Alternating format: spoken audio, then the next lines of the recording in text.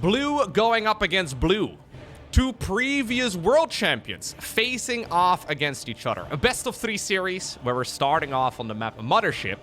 We're in the top right-hand corner. Playing in, I guess, light blue, cyan, teal, aquamarine. I don't know colors. We're looking at none other than ByuN's main command center. Right over here, just playing the classical blue color, although this one definitely has a little bit of purple in it. We have Rogue. A lot of tournaments will actually force the players to just do the normal red versus blue type of game, right? And maybe every once in a while you can pick green or something a little bit more contrasty. And I do agree, for mirror matchups, say this is a Zerg versus Zerg, having 2 players that play in blue, having 2 players that play in red or whatever is kind of an issue. But in Zerg versus Terran, I think most people are going to be able to follow exactly what is going on just fine. So the ones that look humanoid, generally speaking, will be ByuNs. Yeah.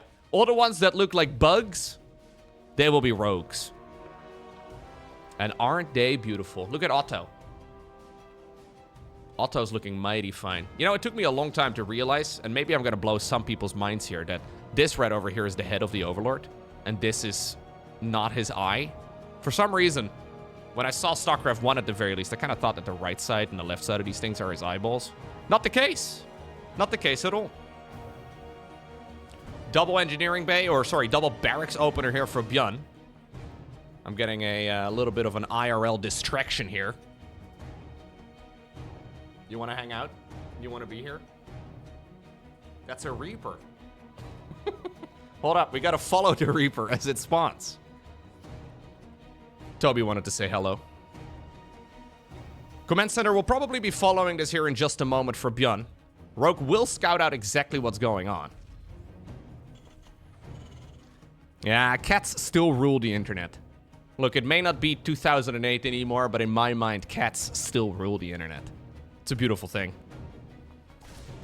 Now, of course, the double Reaper opener, ByuN, he's very good at it. He's the one that popularized it a few years ago, and while it's not really his go-to anymore either these days, it's still a really powerful build, and one that can be difficult for the Zerg players to deal with in a very weird way, right? Like, this happens all the time in StarCraft, where a build order is very popular, and it seems to be a little bit too strong, but then players end up overusing it, and in a weird way, like if you're ByuN, say, for example, right? You have trained your main competition to be better at defending this sort of thing. So these days, the build order is not very effective anymore because ByuN has done it so much, and all the other Terran players too, admittedly, but ByuN popularized this threat, everybody started playing it, and now, yeah, the triple Reaper opener is not nearly as nice as it once used to be. The main issue with it is that now you've done no damage. Maybe the Zerg's third base has been delayed ever so slightly, but whatever. You've done no damage, and you don't get any Hellions on the back of this.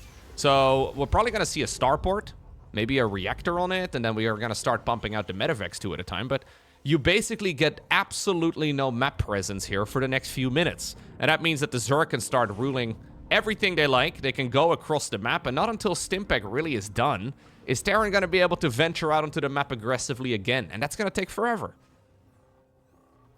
And forever, I mean 2 minutes, which is a really long time, I think.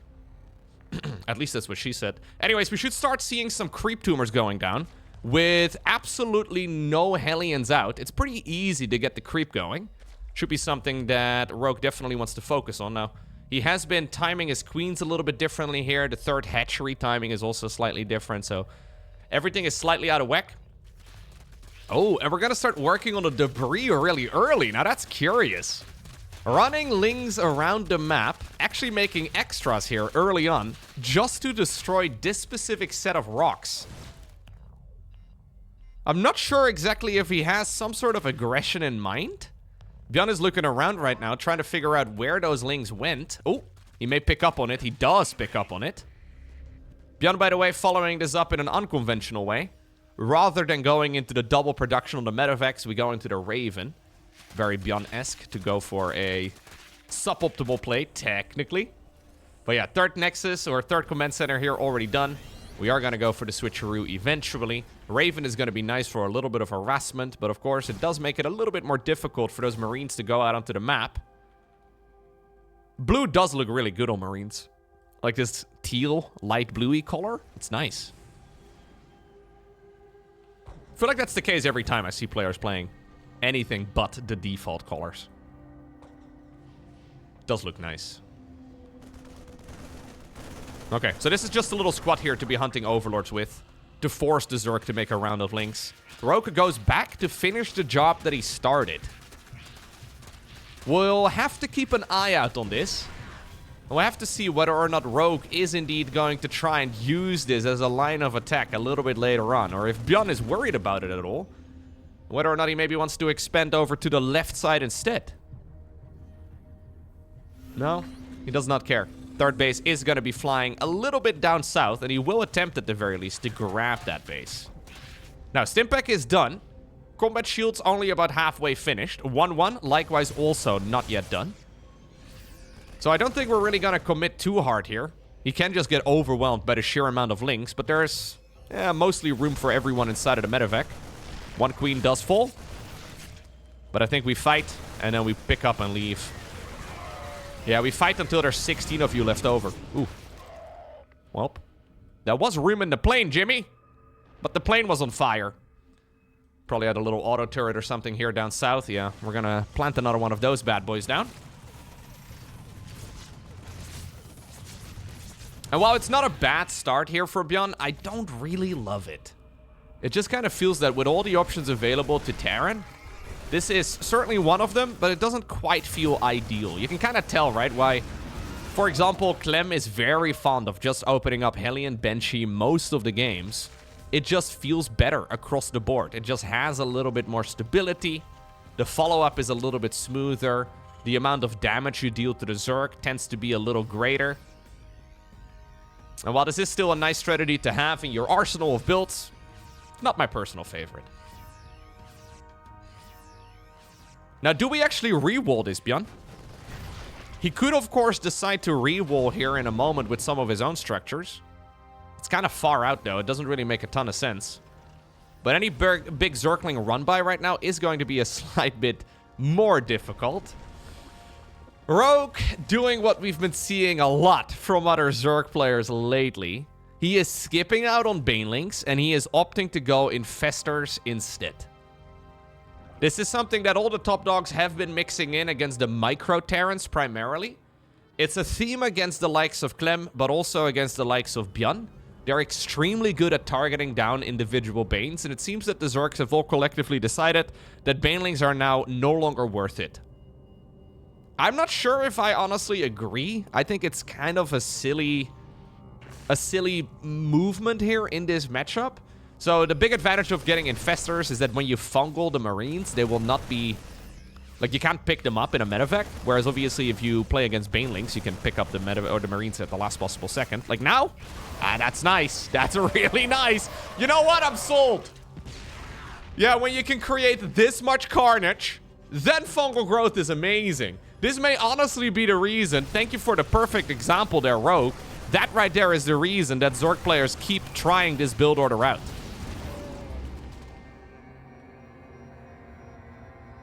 I feel like that's the first time I've seen it go that well, though. Clearly, ByuN did not expect the fungal growth. Okay, and now suddenly Ultras are on the horizon. Basically what they're doing, right, since they're still going Banelings eventually, they're kind of turning the Baneling from an early game unit into a late game unit. Really getting the quick +1 armor upgrade going in the Evo chamber. So these upgrades are disjointed because he went for the +1 carapace really early on. Now we go Baneling Nest. It's an interesting strat. It feels like a Zerg build that needs a little bit more time in the oven, and I really don't believe it's that great. Similar, I guess, to the double barracks opener for Terran. It really does feel a little bit suboptimal, but I wouldn't be surprised if it is indeed here to stay. Planetary Fortress is gonna come up here in the middle of the map for ByuN. Adrenal Glands coming up for Rogue. Chitinous Plating, of course, added into the mix as well. That is the upgrade that makes the Ultralisk good. And these Ultras are gonna be fully upgraded very early on in this particular game. You can tell, though, that ByuN is a little bit more hesitant, too, right? When you know your opponent is getting Banelings, I mean, yeah, you gotta be careful. But against Fungal, if you miss it one time, if your pickup is not early enough, you are going to get destroyed. And I guess it... Even though Banelings are a very difficult unit to play against, I guess this increases the vulnerability for Terran in the mid-game. Another Fungal. Another Chain Fungal. There's a third. It's a lot of energy. In the meantime, Terran is now engaging on the left. Ultras are out, so that will be the main source of splash damage. He runs through the Widow Minefield. Okay. So, we are going to be playing a proper macro game now, it seems. I'm expecting to see the additional command centers coming up here for ByuN. ByuN does tend to have, there it is, a bit of a command center addiction. He's been working on it. He's a recovering command center. I don't know how we refer to command center addicts, but I have seen games, and this is a bit embarrassing maybe, but I've seen quite a few games where ByuN makes like literally 25 command centers, which is nice if there are an infinite amount of minerals on the map. But then he has all of the command centers. He wants to drop mules left, right, and center, scan basically everywhere he goes. But then the minerals run out. Like, there's literally a finite amount of resource on the map, right? So if you make so many command centers and you can't actually mine the minerals anymore, like, what's the point of the CCs? It's weird. It seems like the upper limit is, like, still high. I think the upper limit on command centers is maybe 20. But it is important for ByuN to not make too many of them. Action all over the map all of a sudden, though. Zergling run by here. We had a hatchery killed at the bottom. Big push here as well by the Terran going after that Zerg base. SCVs are falling. We have an Ultralisk trying to kill a barracks and succeeding in that regard. Now suddenly a bunch of Banelings do show up. Nice little bit of counter micro, though, here for ByuN, who did kill that base. In the meantime, we have still some SCVs dying, running around. Ultra still putting in some damage, too. Looks like the Banelings did connect this time around. Chaos left, right, and center. But the Rogue is basically winning on all fronts, other than the hatchery over here. But I think he can hardly be upset about this multitasking here. Very good work here, honestly, by Rogue. He burrowed right under vision of the Medivacs, decides to burrow a little bit further south. Okay, now what does Rogue like to do in the late game? I am half expecting to see a gigantic influx of Overlords here in a moment. We have Pneumatized Carapace coming up. Rogue tends to be a big fan of mass Overseer. I'm talking 50 Overseers, mass Changeling all over the map. And it'll be up to the Terran player to try and stop it. It's a strategy that not a lot of Zergs go for. We have seen Scarlet try to give it a shot. We have seen some other Zergs also, at least, attempt it, but it never really seems to be as successful as Rogue's versions. Maybe it's a little bit early for it, though. But I wouldn't be surprised if all of the Overlords are going to be joining forces in a moment. Okay, well, they're being spread out for now. The Grand March of the Ovies.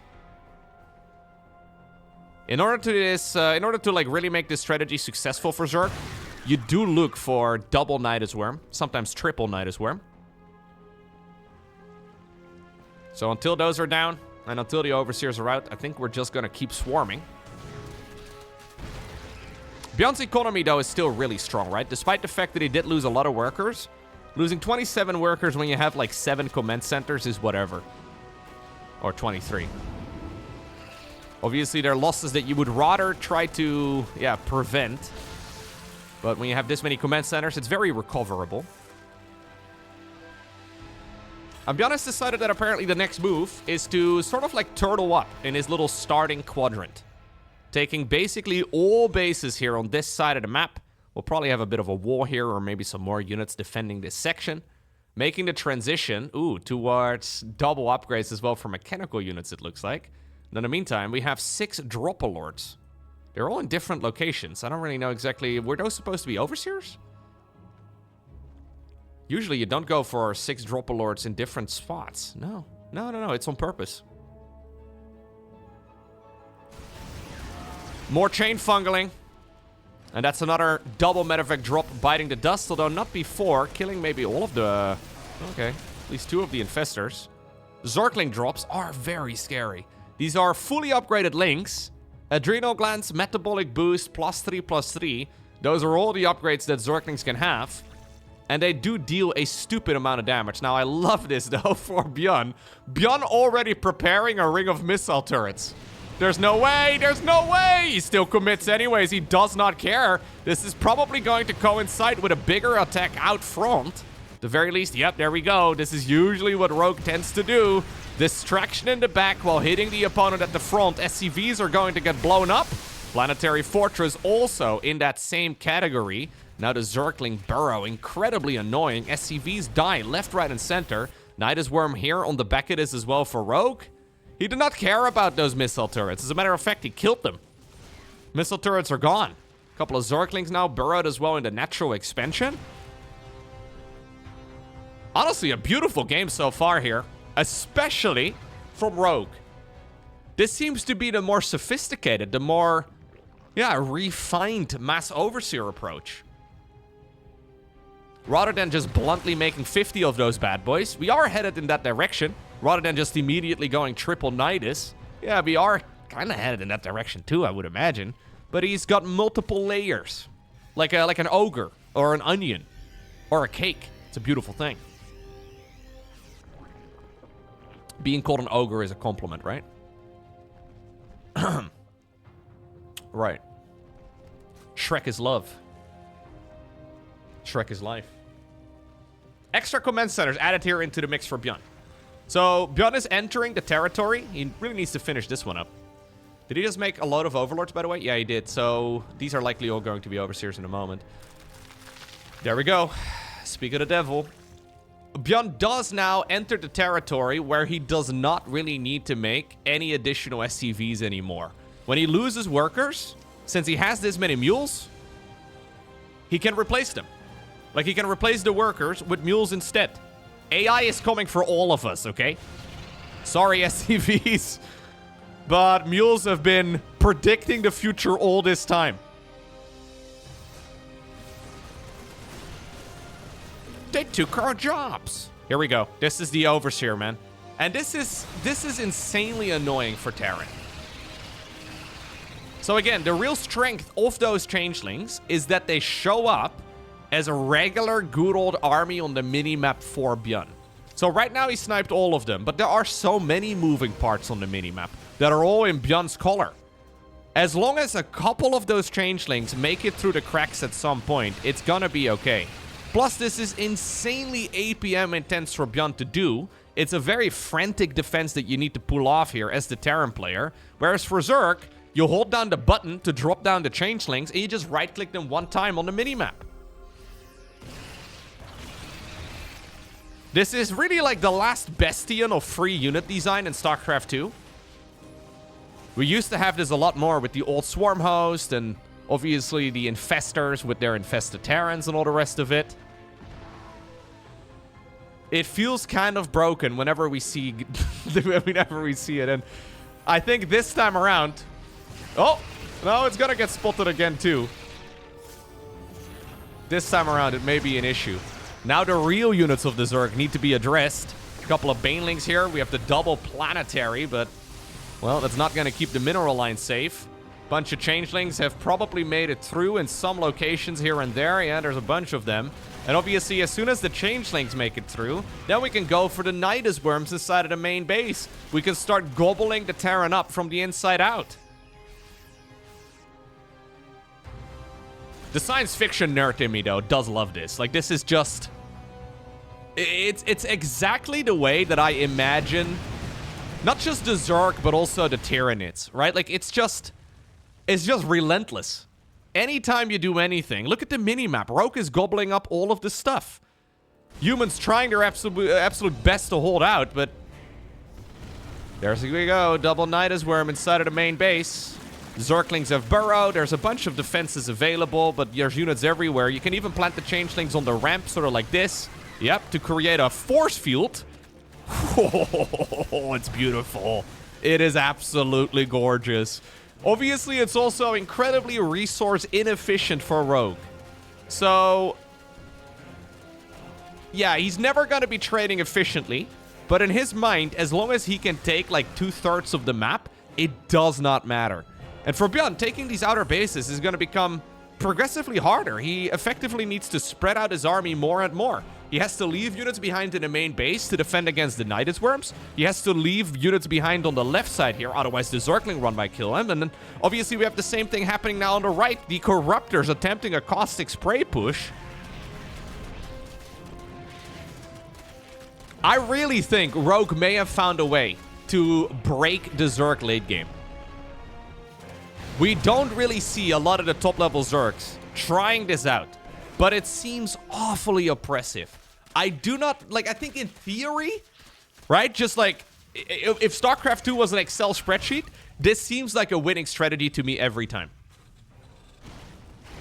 Yet none of the other Zergs really play it, so I don't know. I'm probably going to be proven wrong at some point, but it is something that really needs to be discovered more and explored more, because it does just sort of seem insane. Now, of course, ByuN, what is his choice here? He doesn't need to mine out his half of the map. He could also attempt to go full bulldozer. And keep in mind, with 8 orbital commands, his SCV count can be very low.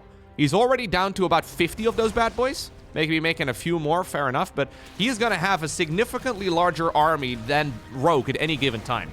So Rogue's defense against this maxed out push that ByuN can go for will be continuous remaxing. Rogue needs a big bank in order to fight this. Now, ByuN's bank is already more than reasonable enough. He can actually keep this sort of aggression going for a long while. It's just that carving your path through the creep is so difficult. But if ByuN can go for like a bulldozer attack straight through the middle, there is a way that he could maybe make it into the main base, into the natural, and cut off a lot of those Zerg reinforcements early enough. We've also seen, of course, that Ultras are, yeah, maybe quite powerful, but hardly the best unit. Honestly, all the Zerg late-game units have their issues. Their real strength is in numbers and continuous reinforcements. So in a straight-up army, like in a straight-up fight, ByuN's army is definitely going to win. But Rogue's strength will be the reinforcing. And all of the relentless counterattacking. Beautiful game of StarCraft. I mean, if you're a Zerg player, that is. If you're a Terran player, this is starting to feel mighty painful. Changelings everywhere. ByuN is making more command centers. How many command centers do you need? He's trying to guard against the Corruptors and all of the Overseers here with mass missile turret too. I'm a little conflicted. Oh, big fungal over here. Changeling force field on the back of it as well. Now actually also force fielding some of the Ultralists, but the Ultras are pushing everything around. Lotus Zerg units do die, but those were already low HP Ultras to begin with. Corruptors also swoop forward. They're going to go after the Medivacs, a bunch of the Liberators. Nydus Worms are once more allowing Zerglings to be sent straight into the natural, and then also the main base. Oh. Man, what a beautiful game. Just StarCraft 2 in general. Such a great game. I'm very glad it still is around, dude. No other esport, and I checked out many esports over the years, but no other esport has this going for itself. The amount of skill expression in StarCraft really is just so ridiculous. Okay.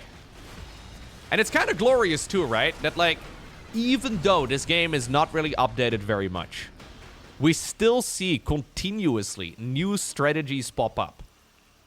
Like, if you were to not do anything to the game, we play the exact same maps over and over and over again for the next 5 years, obviously it would get kind of boring, right? Fair enough. But the strategies would continue evolving. People would still figure out new things. You would imagine at some point that it's all figured out. So cursed. The attack animation there on those ghosts. But StarCraft 2 is always moving. Yeah, ByuN is making an insane amount of command centers again. Here comes the Zerg. Most of his army is Overseer. He's EMPing Overseers. He's EMPing the Overseers. Is that the counter for Terran? Honestly, it might just be. Maybe snipe all of the Overseers down. It feels cursed to be EMPing Overseers, but I guess it might be the right choice. That was not a good fight for Rogue at all. As a matter of fact, Rogue's gas bank is gone. He has 6,000 minerals, but no Vespene. ByuN is still playing this out correctly. And I think this might be the time for him to strike. It's the creep, though, that's making all of this so tough. Every time he kills a creep tumor, it takes like, I don't know, like 45 seconds or so to, reduce the actual amount of goop out on the map. Overseers are also blotting out the stars. No more sun available right here. Widow Mines! Oh no, full surround. Banelings are rolling in through the back. He's blotting out the sun. So I guess we will fight in the shade. I don't remember the quote. But it is a very beautiful game here for Rogue. He's going to kill another planetary. He's going to kill even more SCVs. My only concern here for Rogue is his gas bank, or the lack thereof. He's going to need an insane amount of larva to be able to actually continuously reinforce this. More and more command centers, though, that are unfinished. They show up like this in the production tab when the production is not actually progressing. Another Nydus worm bites the dust. Little snipey here on the drop alert is indeed going to destroy it.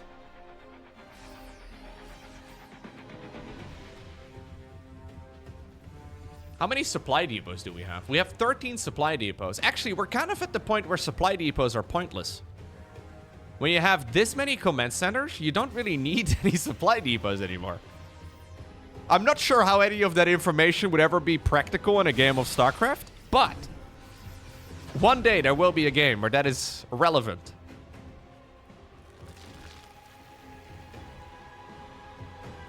Okay.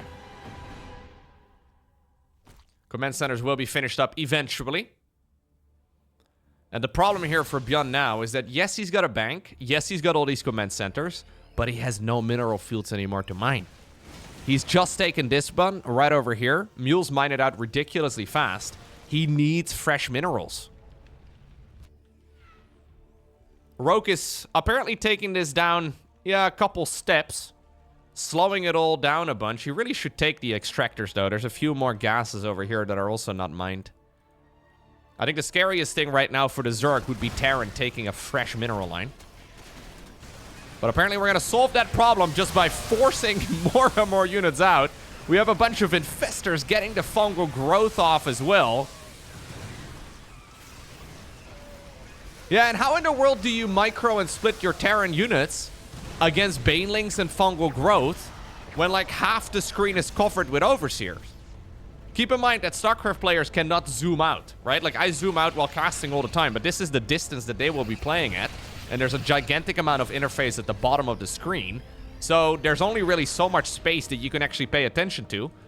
At this point, the Overseer count is rather low compared to where it was earlier anyways, but when there's like 50 Overseers out on the screen, good luck microing. It's not gonna happen.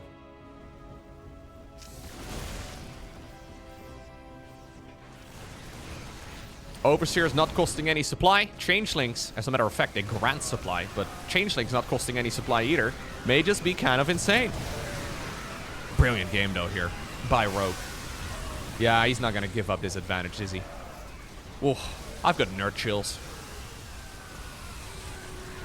So much death on the side of the Zerg.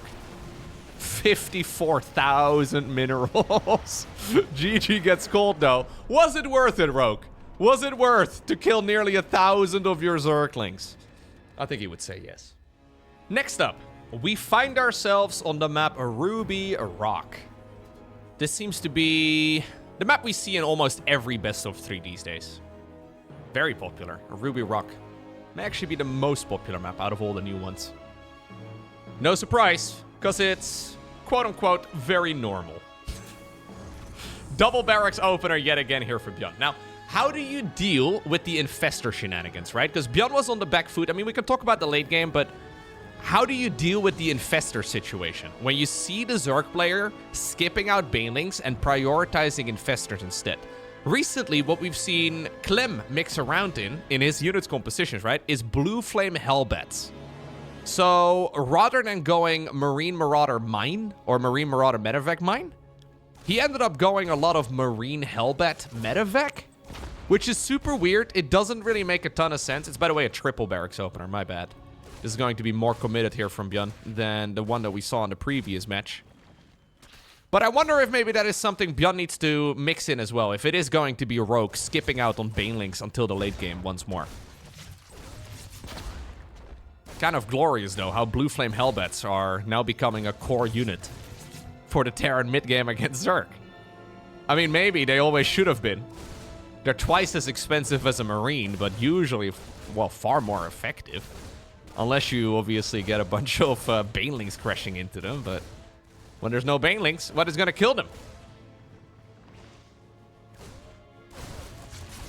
Now, this is going to be Mass Reaper. Queen dies.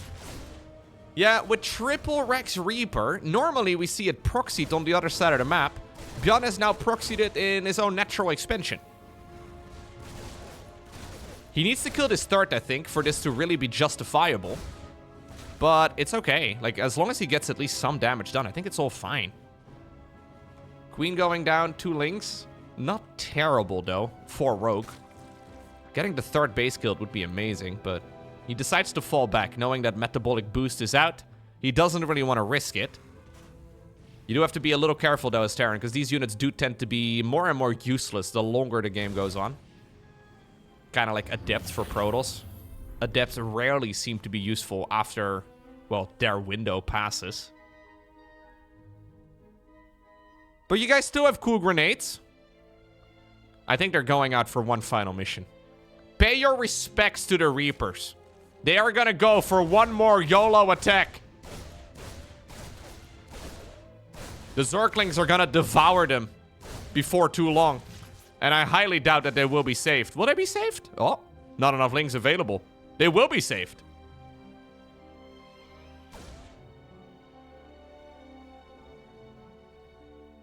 It's a dance. A very deadly dance, though. He doesn't want to wrap around with the links because he knows the grenades are going to be thrown at the feet of the Reapers. They would commit Sudoku just to kill the links. Okay, so now we have a hatchery that's like a sneeze away from death. Hold it in, Brenda. Don't think about it. I wonder if that means, though, that...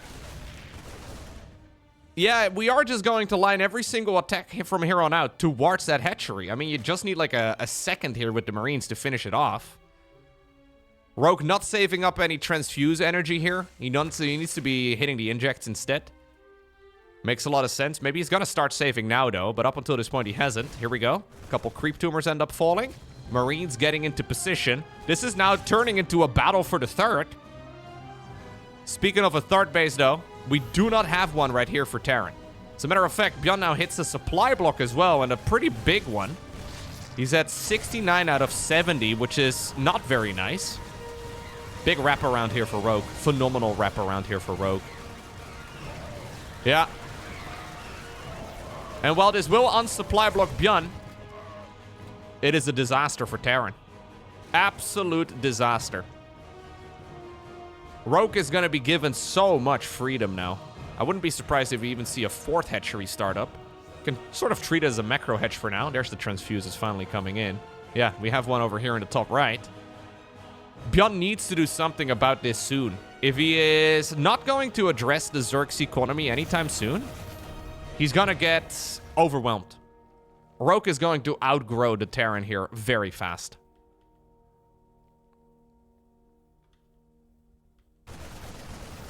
Rogue is genuinely one of the very best StarCraft 2 players that have ever existed. Like, whenever we discuss who, like, the greatest StarCraft 2 player of all time is, I mean, these days the debate is pretty settled. But Rogue really should be one of the names that comes up. It's always between Maru and Serral, like 99% of the debates. But Rogue is also, maybe quietly, a StarCraft 2 millionaire. He has earned more than $1 million playing StarCraft 2 tournaments. He's a previous world champion. He's won basically everything.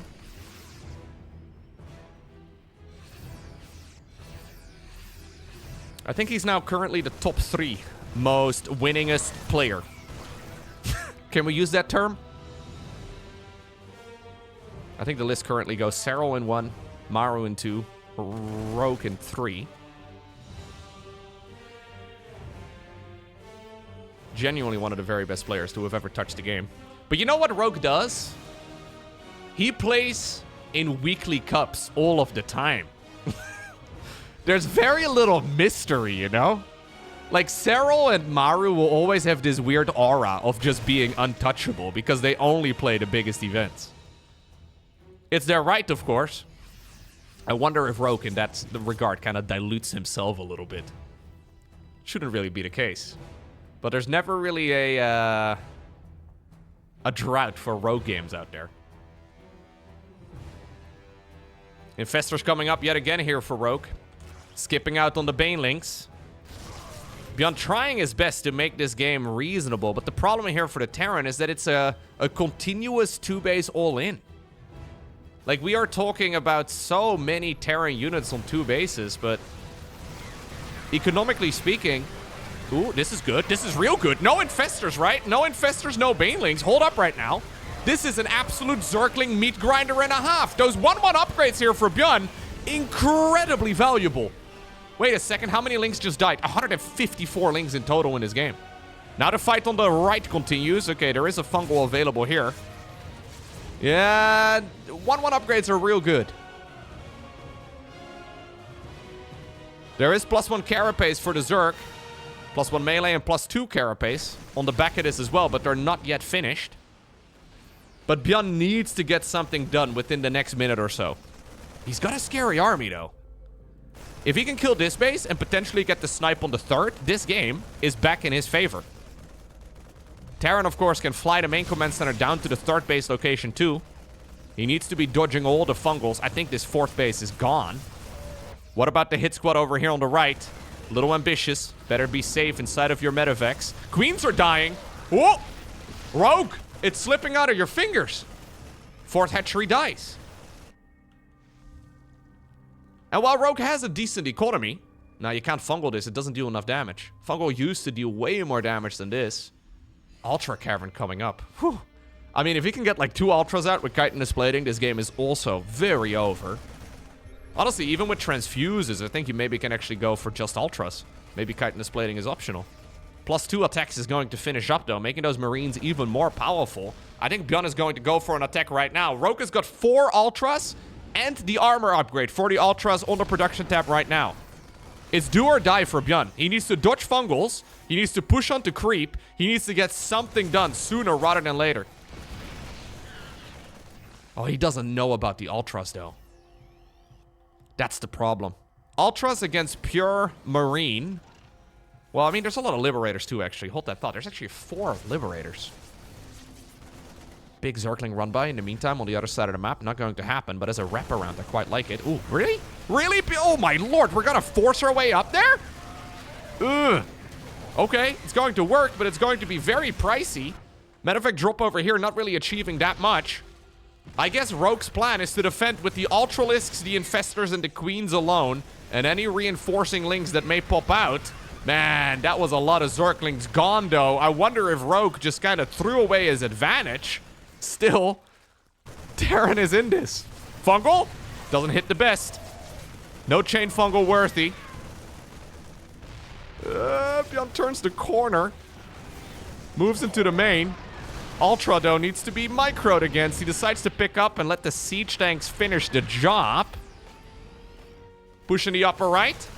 Still microed as well. Oh. Oh. Supply count looking mighty good, actually, for ByuN now. Here we go. This is apparently when Rogue decides to pull the trigger. There's a lot of transfuses available, but not enough energy here. Actually, not enough creep here for the Queens to use up the energy, but does it matter? Ultras are still going to be able to chop up most of those siege tanks. Liberators up in the air, though. Fungal growth over here, but not enough Zerglings available. Now, suddenly, Rogue is cut off out of his own natural. Keep in mind that Liberators can no longer have vision of their anti-Liberator circles. Matter of fact, drop in the upper right. Ooh, actually catches all the Overlords. A lot of reinforcements here as well for ByuN, who, by the way, did make a third base during all of this. Using one of the libs now to harass this base. He's gonna try and secure the third. You absolute madman. 12 minutes into the game, ByuN is gonna try and see if he can take his third. We have 36 drones. More and more of them are dying. 35 workers in total versus 52 SCVs. ByuN may have just done the impossible. He may have just come back in a game of Terran versus Zerg where all of the odds were against him. I gotta say, going for those Liberators, I mean, they're all dead now, but those Liberators were absolutely key. He doesn't go planetary here. He actually goes orbital command. Why would you not make a planetary at the third base in this type of setup? That's crazy. You normally never do. He's going second NG Bay. He wants to go 3-3 upgrades.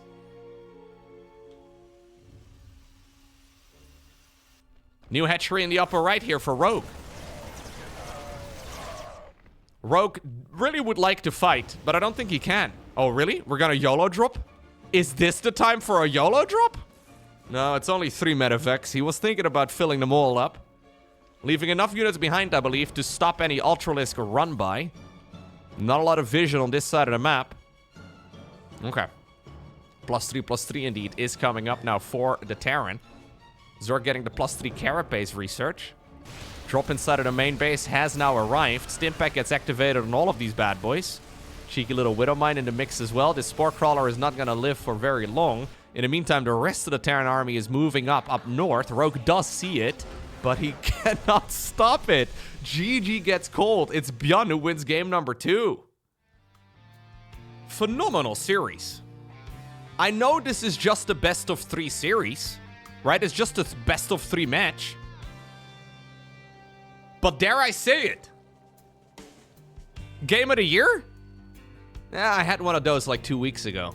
Yeah, I don't know. Is it too early for another game of the year? But seriously, though, what a banger.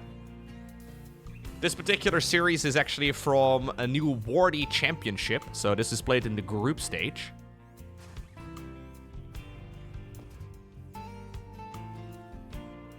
Lately, though, high-level StarCraft has just been better than ever before. It's kind of nuts, right? Like, how does this game still get better?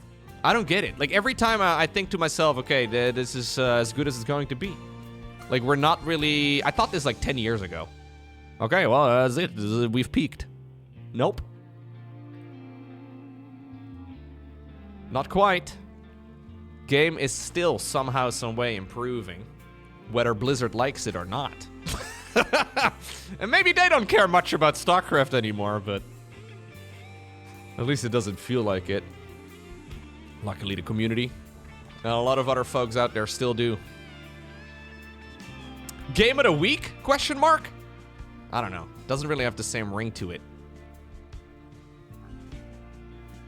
You know what? I will add this to the Game of the Year playlist. In case you're unfamiliar, I have a playlist on the YouTube channel with indeed Game of the Year between a couple of apostrophes. With all of the very best games of StarCraft 2 that have been played. At least the ones that I consider to be the very best. And I think this one is worthy. Game number 1 was an absolute banger. Game number 2 maybe even more so.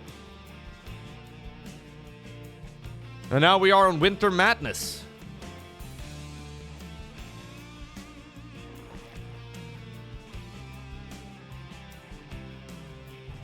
It is kind of sick, though, how many people are still interested in the game. Over the last few months, the amount of views on the YouTube channel has gone up. Like, the amount of people interested lately seems to be growing. Which is, again, thank you guys very much for watching. It's kind of incredible to me that there are so many people still interested, but...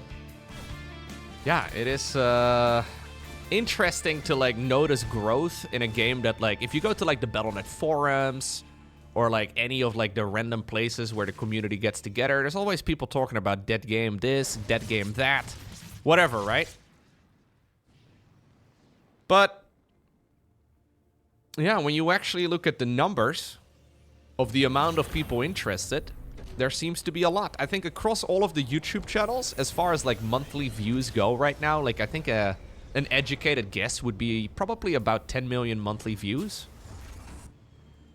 Most of those views will be like, not on my channel alone, obviously, but I mean like all of the other StarCraft channels combined. Maybe 10, maybe a little bit more. And most of those views are like, not just going to be like shorts or whatever, right? It's not going to be like a 30-second view. I would imagine the average StarCraft view is longer than the average like Roblox view, right? The average Minecraft viewer. I think most people watch for at least a little bit. So as far as like the amount of like lost productivity goes that all the StarCraft creators combined are causing, I think we are doing a pretty good job in that department, you know? Imagine if all those hours wasted would have actually... Not that I would say that any of you are ever watching this content while at work or whatever. Like, I know nobody would ever do that. I know that never happens. No, but seriously, it's kind of amazing. So many people still interested in StarCraft. Cheeky little Hellion run by here for ByuN. At least attempt it.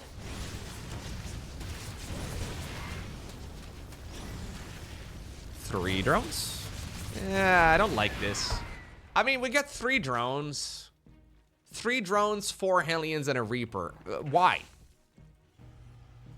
I mean, I know that when you, like, close your eyes as a Terran player at night, you see dollar signs, and the dollar signs are drones dying to, like, 3 Hellions, but it never actually works out that way, man.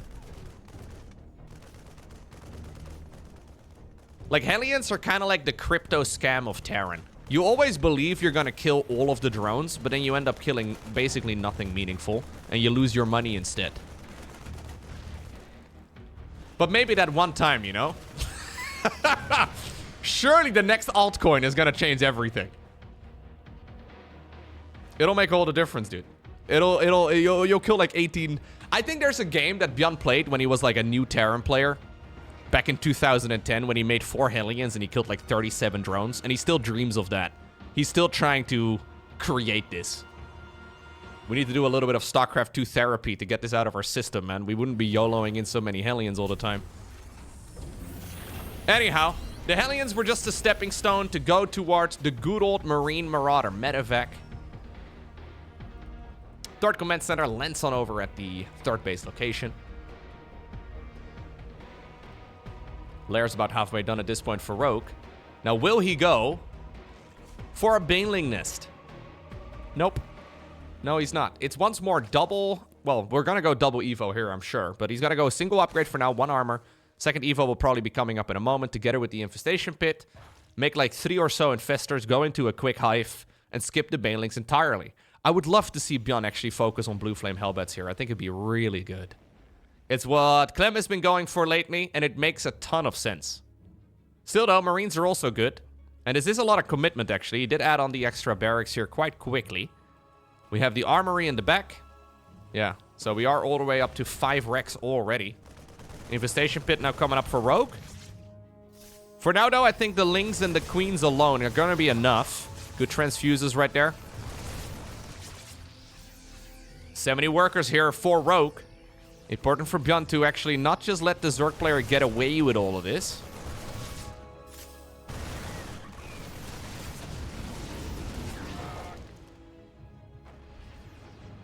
Infestors? Oh, we're even going Hive first now. Hive, +2 armor, 2nd Evo chamber. Man, he's not even building the Infestors now. Is this too much? I don't know, dude. I think, yeah, okay, he fires them up now.